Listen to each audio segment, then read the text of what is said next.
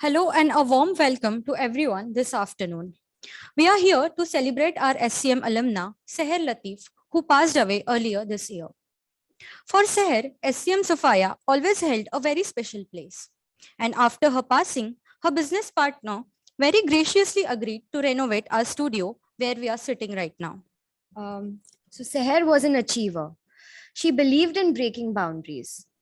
She was one of the first Indian casting directors to work on international films. To honor Seher's work and her life, we're having a conversation on breaking boundaries today. This conversation is as much about breaking the boundaries that we set for ourselves as it is about breaking the boundaries that are set for us. With us today, we have another SCM alum who has managed to cross borders and break boundaries. Leela Jacinto is an award-winning international news reporter and senior editor at France 24. She specializes in reporting on West Asia, which is commonly known as the Middle East, Africa, and the Afghanistan-Pakistan region. Leela was part of a team that set up Afghanistan's first newswire service, Pajwok News, where she trained journalists in the post-Taliban era. And Leela is joining us live from Paris. Welcome back to SCM, Leela. Thank you. It's so great to be here. Great. And in conversation with Leela today, we have Jerry Pinto, a Sahitya Academy Award winner and Wyndham Campbell Prize winner. Jerry has written several books, television scripts, edited a travel website, and contributed articles and columns to several magazines and newspapers. He is a commissioning editor for Speaking Tiger Books and has been teaching the students at SCM Sophia for more than 2 decades. Welcome, Jerry. Before I hand over the mic to Jerry, I would like to request everyone joining us online to please mute their audios. And if anyone has any questions, please put them in the chat box. We will have a Q&A session at the end. Thank you. And now here's Leela. Hi, Leela. Welcome Hi. home. It's so good to see all you guys all together. And let me just very quickly say a thank you to Nirmita and her team for setting this up. I'm really honored to be part of this tribute to Seher. I never met her. I didn't know her, but of course I've read all the tributes to her. And I think it's just wonderful that there is in the studio a living legacy to Seher. And here in Paris, we get very little sunlight, and just when I go live, the Paris sun shines down on me. So this is a good sign, isn't it? Actually, Seher means sunlight. Oh, this is serendipity. Yeah, really, Yeah. So there you go. Leela, I want you to take that awful journalistic cliche, a walk down memory lane, actually down Vivek Singh lane into Sophia. You're in your first days at SCM. And you told one of our students when she met you in Paris that it was at SCM that you first had the inkling that you might like to be a journalist.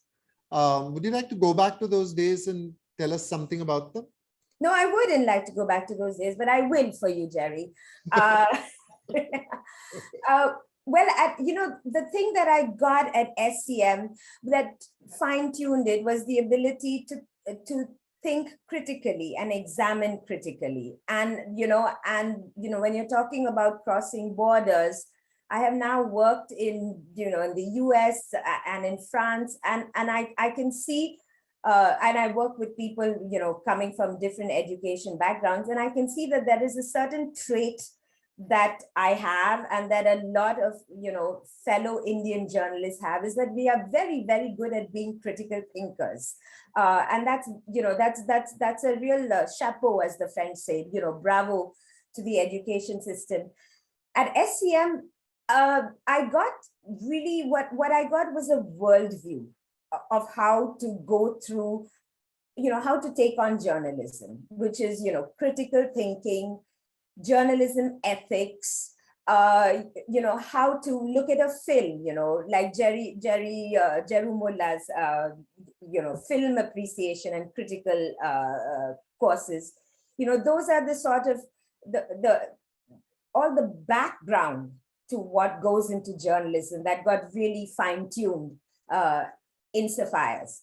And then later on, with work, you learn the tricks of the trade, you learn the tools, etc. But the most basic fundamentals, I absolutely got at SCM. And then you worked in India for a while at Magna and at the BCCL, two very reputed institutions. Yes. So I began in India at Society magazine before going to the Times of India group, Metropolis on Saturday, where Jerry, you were one of my writers frequently. Yeah. Yes.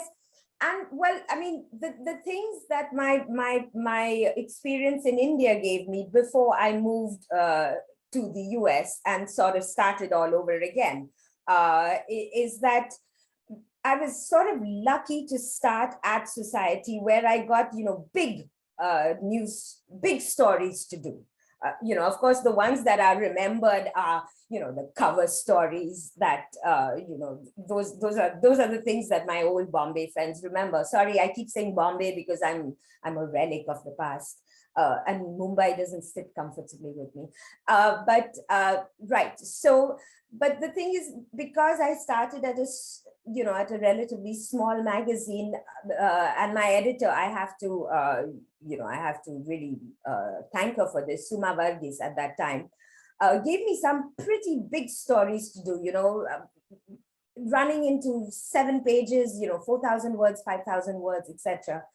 So I got a chance that's pretty rare in the West for newcomers to be able to write long features and write the kind of stuff where you are following the rules of objectivity and all that stuff, but you're also writing a point of view. And how do you write a point of view that is that doesn't sound completely biased, that has a voice and a tone? So yes, my experience in back in India, so by the time when I landed in the US, where I did a master's degree, unlike a lot of my fellow students at NYU, at New York University, I had already been published, and I had some experience of writing. Tell us about NYU. What was that like? Oh, NYU was super fun. I actually have a very interesting incident, because at SCM, at that time, it was only females. There were no males, right? And this has changed, of course. And so, of course, when we were at SCM, we had to do everything. And I remember the TV studio at that time was, wow, it was so complicated, just plugging in those TV cameras and color-coded wires. And we spent half the time just plugging everything in.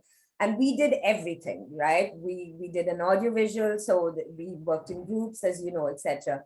When I came to NYU, and the first time we got cameras, we were broken into groups of 3. And we were just, NYU is in the heart of the village in New York City. So students, groups of 3 or 4, we each took the video camera and went out. And so I went out with a Spanish student, my good friend, and a guy. So we were two girls and a guy, and we just had to shoot and do our first little thing. And the white man just dominated the camera, and we two, the Spanish journalist and myself, we both had actually worked in our respective countries, ended up being the sort of sidekick to the guy who had the camera.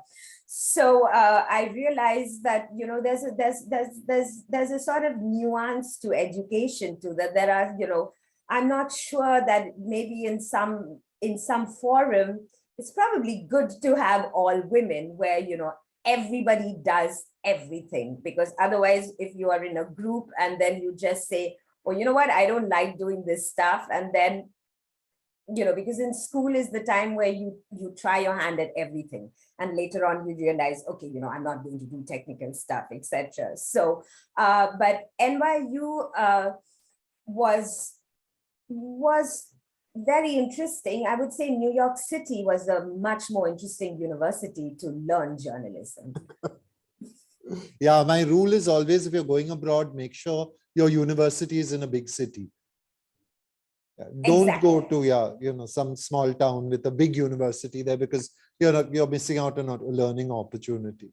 Exactly. And I think what really, journalism in school, you can learn it, etc. But the most important thing in school is to learn the ethics of journalism. And that we definitely got, at NYU, studying the great journalists and getting the ethics of journalism. And, more and more as I go out into the world, and, especially with like the conflict in Syria, etc., where, it was too dangerous at some point for professional journalists to go in. And so there were a lot of just local people recording who sort of became journalists overnight. And, and they didn't have the groundings, what is the ethics of this? What should I shoot? What is right, etc. And more, I found myself actually telling these people who had all the tools to tell the story, the sort of basics that I had taken for granted. I value more than ever the ethics that I got from SCM, from listening to people like P. Sainath. You get an ethical grounding. The rest you will pick up. There are more and more platforms that increase by the day. These are skills that you can just pick up. But, the ethics, the basics of storytelling, if you're not able to do that, the chances are you're not going to be a good print reporter, TV reporter, or social media reporter. So those are things that you should really pay attention to when you have the time when you're at university. Yeah, you went on after NYU to become a TV reporter, right? I mean, you moved to TV, it seemed, rather than going back to any form of print. Look, I really, I don't have any boundaries between different types of media. Yeah. For me, for me, the most important thing is writing. So I am still fundamentally a print journalist, right? But then I was in the West at a time when the print medium was doing very badly, and the web, the internet came up, etc. So regardless of whether I'm in front of a camera doing a report or I am writing a piece, ultimately you've got to be a good writer. So, you can adjust your writing for TV, but if you get before a camera and you have what they call a news clip or a news package that's badly scripted, it's a bad, so, you put me in front of camera, I will do it. You ask me to write, I am much more comfortable. You ask me to do a multimedia piece, that's okay. It's for me, it's just storytelling. Right. And what would you say are the ways in which one learns storytelling? For me, it's really studying the people who I respect, and not wasting a second of my precious time on terrible journalism. I have no bandwidth for bullshit, So when I was young, I used to have this thing, was like, oh my God, even reading bad journalism is somehow going to influence me. I was so absolutely, I was so keen to, to study the greats. So when I was in India, I was reading Tom Wolfe or whatever I could get a hold of. But I felt like, bad journalism, I felt like bad journalism is allergic. Not allergic, but it's like a virus. So the best way to learn is to just identify who you respect and follow their work. And reading in history, you said. you don't become an international news reporter overnight. You go into these American newsrooms and there are, the big old guys who've been doing this for a long time, etc. So all I did at that time was just extensively read history. So now, no matter which country you put me into, call it West Asia, call it the Middle East, but mostly I've been covering the Muslim world. And, at the very least, you've got to know the history of a country from the start of World War I, because that's when, the carve up of nations happened.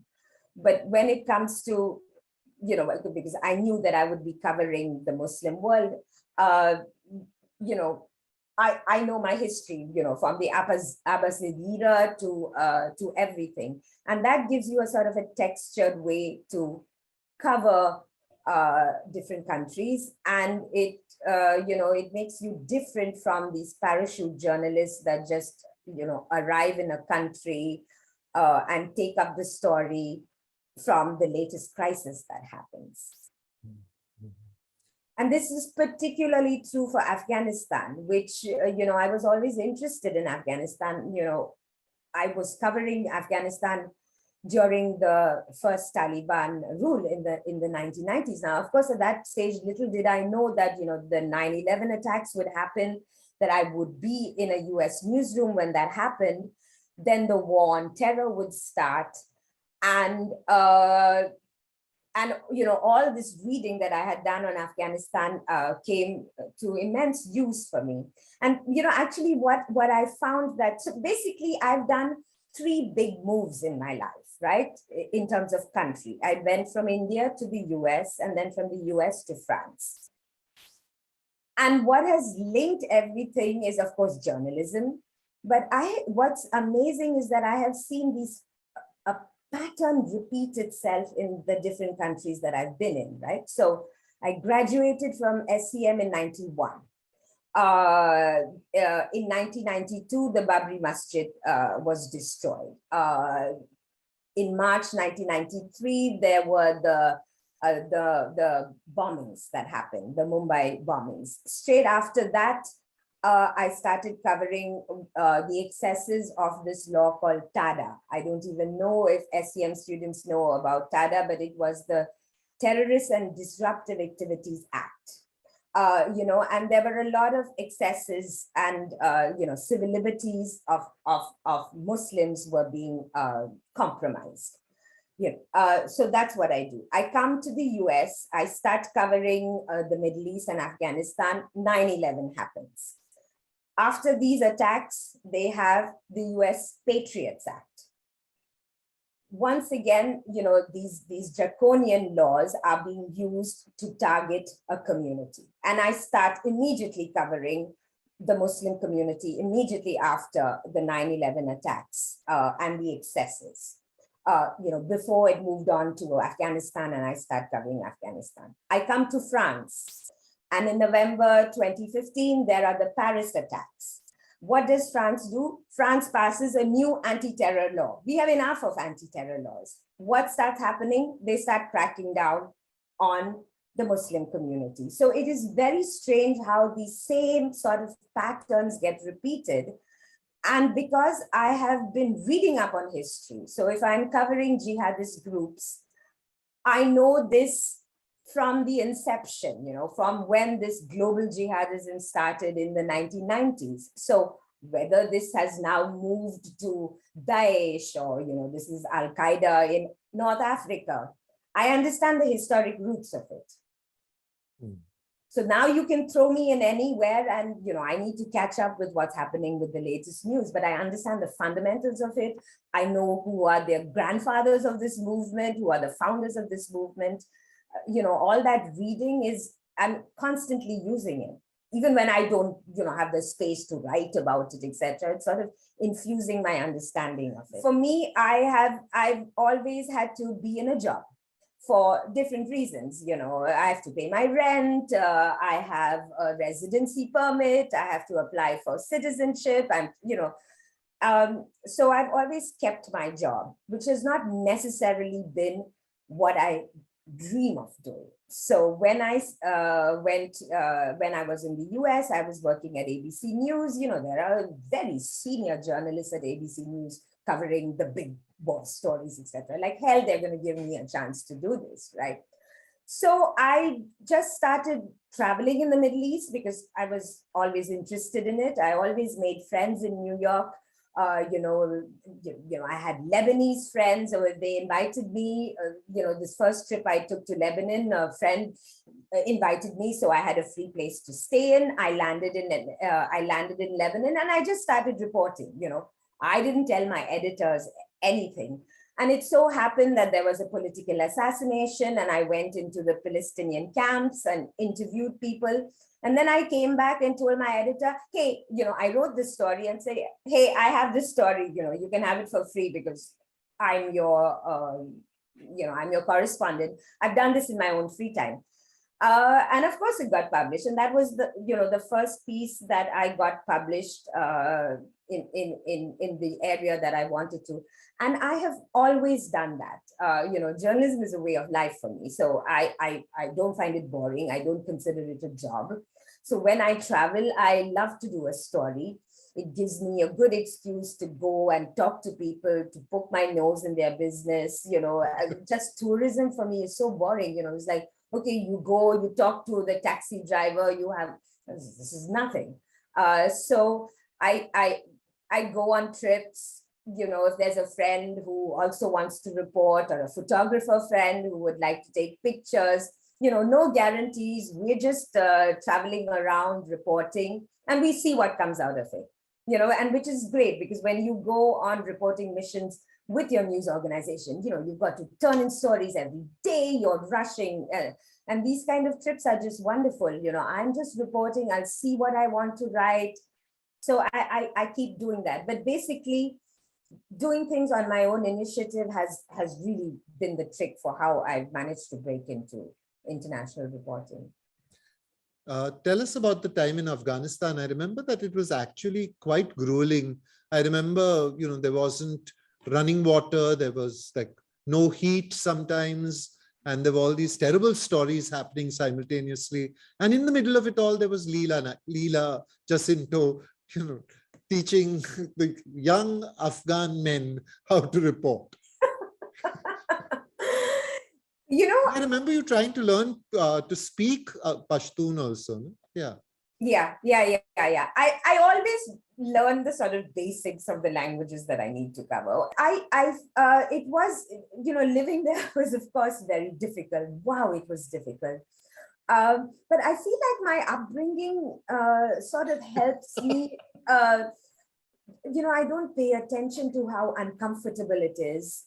I think because I grew up in Bombay, and you go to with all this noise, now when I'm like on reporting missions, and people, arrive at the breakfast table and they go like, oh my God, I haven't slept. And, I can sleep anywhere. I can stay clean with one small balti of water.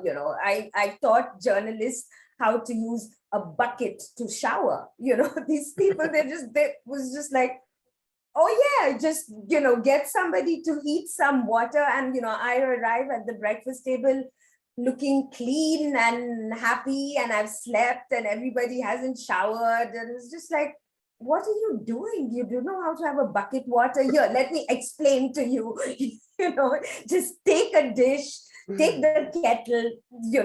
Yes, I know there's but Afghanistan was very difficult. It was, there was no heating. It was awfully, awfully cold.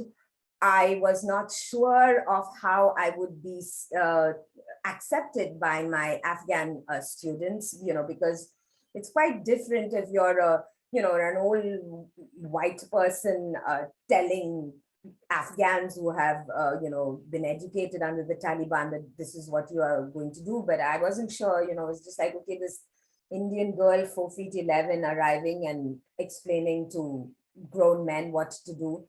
And surprisingly, that was not a problem. Okay. Would you like to just explore that a little more? Is this sort of cultural understanding, because we do share the same culture. And, and even things like growing up in a conservative country, being a woman, of course, it's extremely difficult, for Afghan women, completely difficult, and getting even more so. But the fundamentals of it, I did not find hard to understand. There was something about growing up in Bombay where you deal with conservatism, not at the level of Afghanistan, but I understood culturally that, if I'm interviewing a former Taliban guy, I don't stare at him in the eye. It's going to make him extremely uncomfortable because I'm a woman. These kind of things, women growing up in the West will just go like, oh my God, really? I was just like,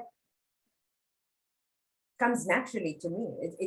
I'm not at all saying that the status of women are like what it is in Afghanistan, but if you're reporting in India, okay, you're going into some area where there are conservative people, you dress in a way that you can get the story from them, where you are not the story. You merge. Journalism is not activism. So Afghanistan felt in a way it was exciting because it wasn't home, but it was familiar enough to really crack it very well. And what is truly amazing is then you became like a conflict journalist, and you got bombed and had to be airlifted with a broken back out of back to France. I can't say that I really like covering conflict. I like covering all the issues around conflict. And so even if I am, covering a conflict, I'm much more paying attention to what are the side issues of this conflict. And that's what makes the conflict interesting. So just standing in the zone of bang, bang, half the time, you're scared. You don't know where where the fire is coming in from. Sometimes you are with a bunch of people who are like in Libya, for instance, people just during the Arab Spring of 2011, I'm just with people who were former butcher, former barber, the baker, etc. They had just got guns and, they were fighting Gaddafi's army. And I was as scared of what they were going to do by mistake than what, Gaddafi's army will do. So what is interesting for me is, to understand who are the people I am with. Why is this guy who was baking bread 2 weeks ago, now he's a warrior, he's a hero. The war does not hold an appeal for me. I know that there are journalists, who get an adrenaline kick out of being in a conflict zone. I don't find war sexy and exciting. I am much more interested in why we got here and how are people coping with it, and how are people going to, if they're ever going to get out of this and rebuild, societies that are broken. Yeah. Just a question that I think everybody is thinking. You've worked in 2 countries as a woman and as a woman of color. Has that ever been a problem? No. Astonishingly, I would say that it's worked in my favor. In Afghanistan, being a woman means that I can go and into spaces that are only for women that my male colleagues were not able to.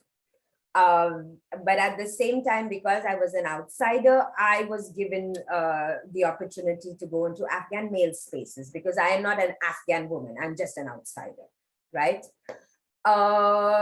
So being a woman has helped me. There have been times where I have worried for my security as a woman. That has definitely been the case. Like in Egypt during the Arab Spring, again, there was a time when the protest movement in Tahrir Square, there was a lot of sexual harassment going on. Once again, my sort of background in, handling what we call teasing back home, helps. me understand that. But at that time, I definitely felt like, okay, you know, my male colleagues in my team had to protect me. Hmm.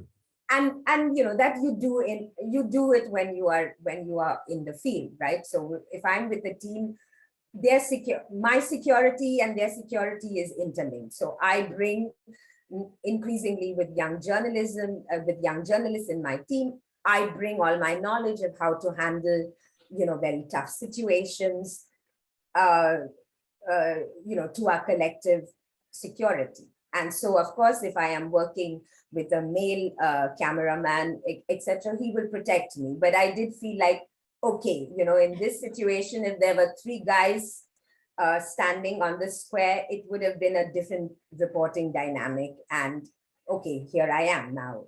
I have to cope with it. Hello, ma'am. It was great hearing you.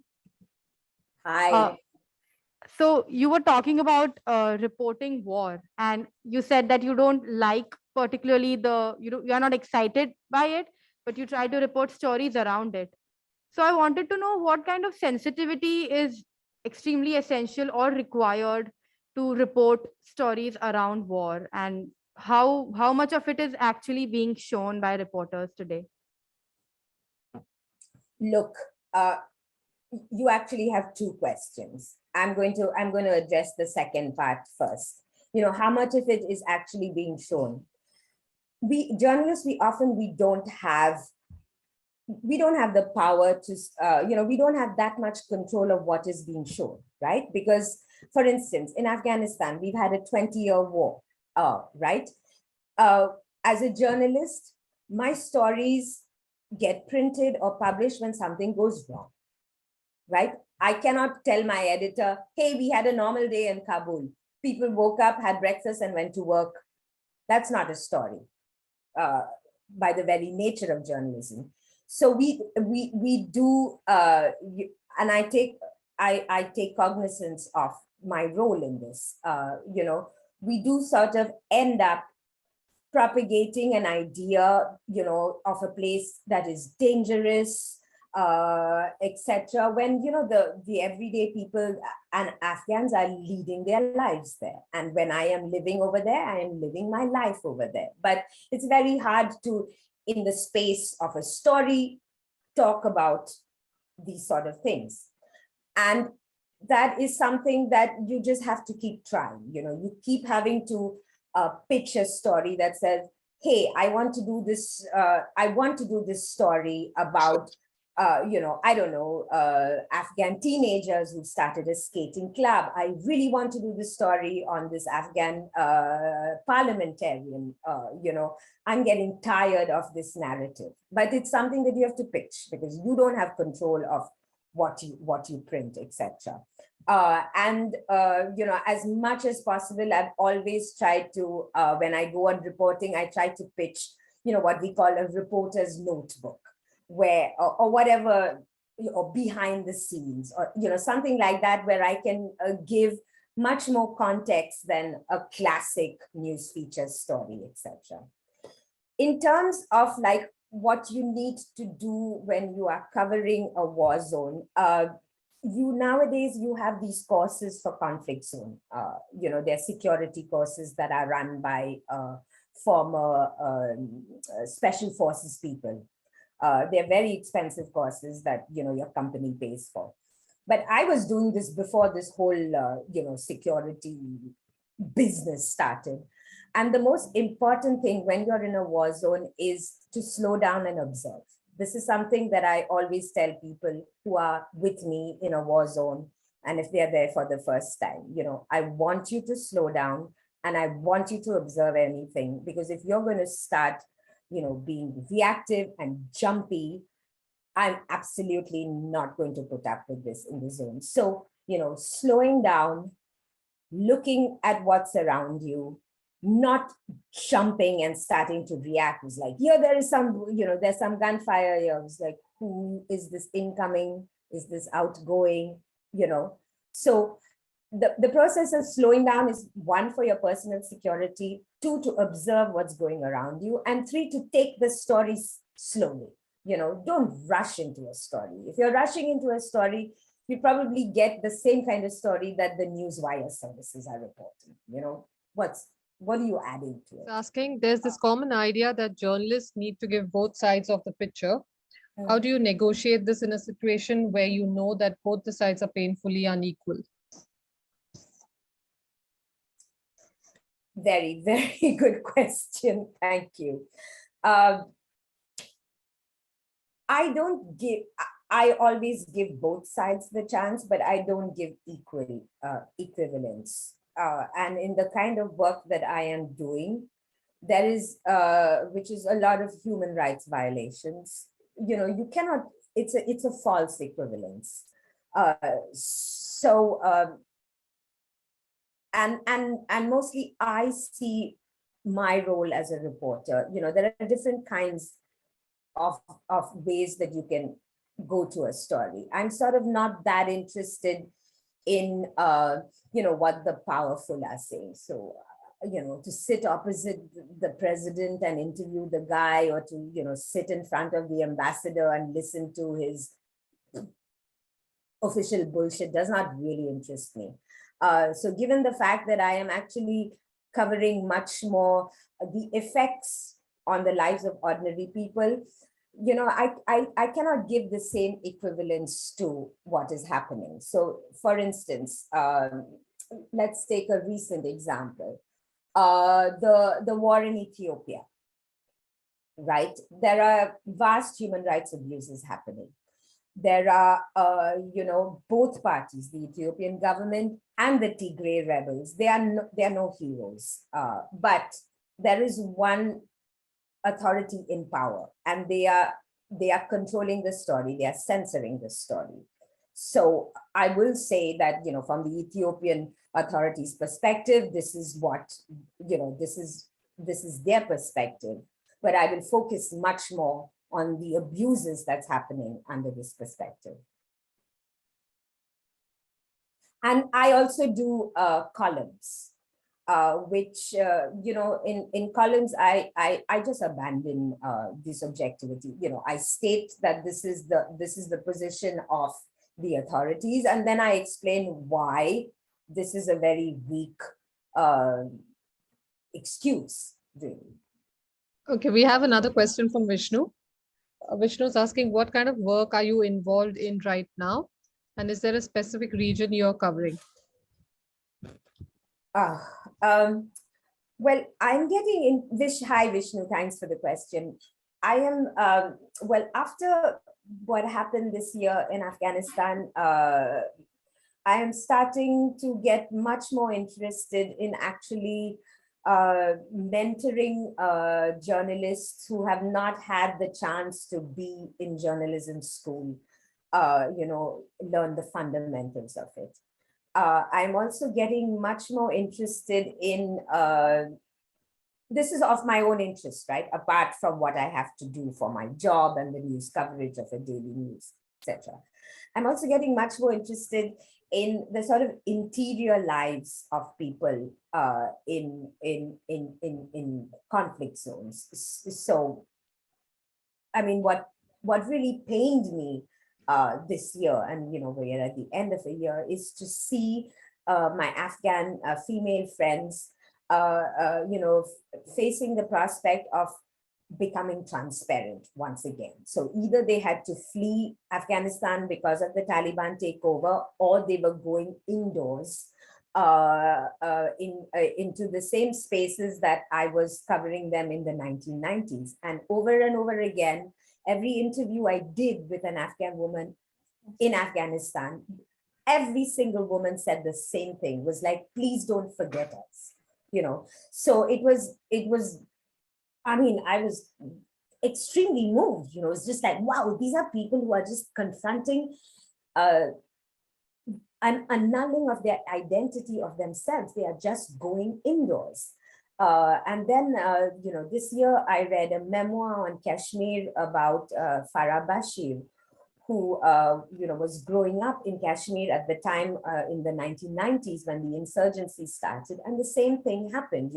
There are security troops outside, there are military men. What happens to the women? The women go indoors. And so, my own personal interest right now is I'm much more interested in, and of course, then the pandemic happened and we went indoors. So I'm sort of that's what's interesting me. I don't know what's going to come out of it, but has the pandemic had any effects on the field of journalism as a whole, and how have you as a journalist dealt with the pandemic? I mean, honestly, for me, the one thing that I've had to battle all my life is that I am too tough. So I have to actually teach myself to be a little sensitive about other people, because I've always, when you're a war reporter, as Jerry said, you're negotiating, I've trained myself to be tough. And sometimes I can be a bit impatient with people's trauma. And then I need to slow down and say, it's like, okay, just because I am tough doesn't mean that this is not difficult for other people. So the pandemic for me was not difficult. I continued working. I had much more access to people because suddenly everybody was on Zoom, and everybody had the time to talk to me. So I did miss, being able to go to places and seeing the flavor of places. But, you can just call up people and, the things that you can't see, you ask them, where are you sitting? How is the situation now? So I feel like the pandemic for journalism opened up immense possibilities. We are on Zoom. People are writing and posting. I have to say, I looked at Marginalia and I found the site fantastic. I read the stories that you cover. There is so much material to cover with this pandemic, the issues. We are now much more virtually linked than ever. Jerry has been asking me to come to SCM and do a talk for how many years, Jerry? Every year, Every year. And every time I came to Bombay, it was, always some family emergency, and I never had the time to do this. And then suddenly Jerry said, but hey, now everything is happening on Zoom. You're going to sit in your Paris apartment. You have no excuse not to do this. So, even this is just because it's like, okay, yeah, cool. Now I can just sit at home, put a necklace and pajamas and sit down and talk to you guys. I wanted to ask you, how do you look at digital journalism, the way it's grown over the years? Is there a huge difference? I mean, there's too many citizen journalists, so to speak. So do you see that becoming a problem? Because, when we talk about ethics and everything, how do you see when everyone with a camera armed with a mobile phone is suddenly becoming a journalist? Shaima, there are times where I say, well, thank God I am my age, and I don't have to, manage this new reality, which is, no excuse for young people getting into this field. The way I try to keep the North Pole, the North Star, the center in this is, do your storytelling, whatever the platform. But if you are going to just, push a camera into somebody's face, and if you want just a little video clip, okay, then choose what you are doing. Okay. So for instance, if you are a Syrian refugee, okay, and you, an example, a Syrian refugee that now come to Turkey or Europe, etc. Okay, you are seeing trauma. Okay, if you're going to do something on a digital platform, don't stick a camera into a refugee who's had to go through domestic violence. Show sensitivity. If you have to do something digital, do something light. Do something about arriving in a new country. So that's the only thing, was like, at the very least we can teach people, was like, what is the right medium to do the right thing? And I'm constantly saying this, was like, I don't care, which marketing guys come up, marketing people have always told me things that I have conveniently not paid attention to. Right? They've always say, keep it short, keep it short. Well, I needed the jobs. I was like, yes, yes, yes. And then I write a long piece that is so intricately woven that nobody can cut it. I was like, here's the piece. Go ahead and cut it if you want. It was like, and so, it was like, now keep it short. Now do this. And I always tell people, it was like, you know what? This new platform will come, whatever. I still have to tell a story. And, adjust the story for the medium. Like when I'm covering a story, if I have to go deeper, I write a print piece. If I have impact, I do a TV piece. If I have behind the scenes stuff, I do a digital piece. But as far as I'm concerned, and this can change, posting a clip of an interview that you do, that is not journalism. And don't lower this entire profession by calling this journalism. But that's my personal opinion. I want to become a photojournalist and I want to particularly cover war areas. So what kind of guidance would you like to give me in the initial years of my career, and how do I start with it? Wow, what's your name? Mrinal Varadi. Hi, Mrinal. Hello. Hi. Okay. General things, some of which I have said that I will repeat. A good way to try and start is to go on your own. Try and never go alone if you are, if you decide to start a project, always, take a friend. If you have a friend who has some experience, that's much better. But at the most, someone who has, a head on their shoulders, someone whose judgment you value, someone who will not freak out, because you need to have somebody to discuss what's your security, because sometimes when you're in a dangerous place, you don't know if you are being if you're overreacting, etc. Having somebody with you gives you a sense of like, okay, am I overreacting to this, etc. And then I would say that a good way to break in would be, to decide on a photo story, right? And then you cover the entire story in photos. I'm not a photographer, but I know that it's pretty hard increasingly for professional photographers, because more and more journalists are supposed to be monkeys who do everything. You've got to film, you've got to take pictures, etc. And I tried to tell my editors that was like, hey, visuals are visuals, and I'm not undermining the expertise of my photographers. So, I mean, it is difficult to get your work out there, but the best way to do it is to start telling photo stories, to go out into the field, and to take your photographs. This is another tribute that I have to pay to Jeru, because when we had the slideshow class in SCM, Jeru was so strict about how we looked after those Nikon cameras. It was like, don't lose the lens, cover, roll your wires properly, etc. So, these basic things are very important on the field. My equipment is always well looked after. My shots are written as a photographer. Make sure that you write diaries of what you have taken. This is who you interviewed, this is his full name, this is his age, this is the date you interviewed him. Don't just and I can see now, like some of my early reporting notebooks, because I didn't really know what I was doing.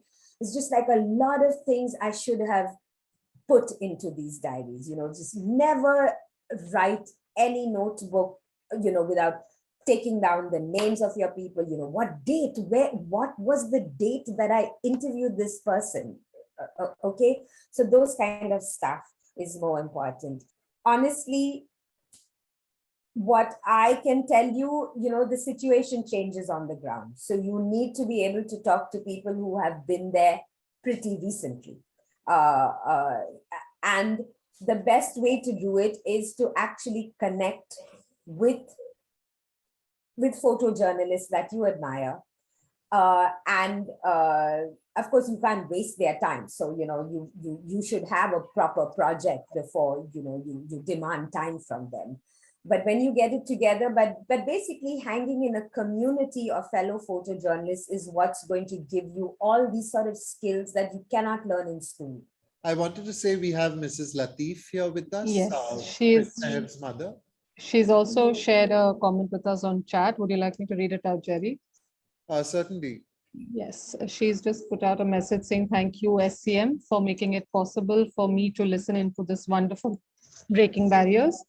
Seher, in her own small way, did so, and her family, as her family, we are thrilled. I want to add that Jeru, Sainath, and Jerry were Seher's absolute favorites too. Leela, thank you. This is from her family, her father, her mother, and her brother Zishan. Well, How wonderful. Thank you.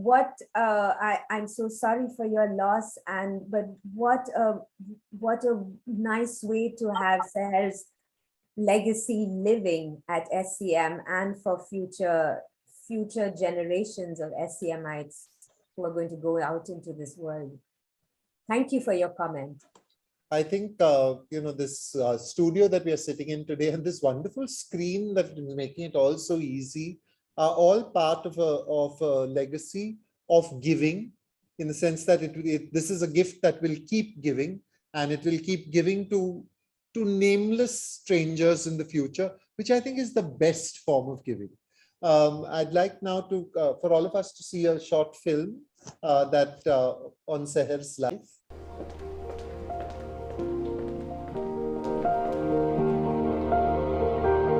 Seher has always been a firm believer in a strong foundation, a foundation built on a great education and versatile experiences in life and at work.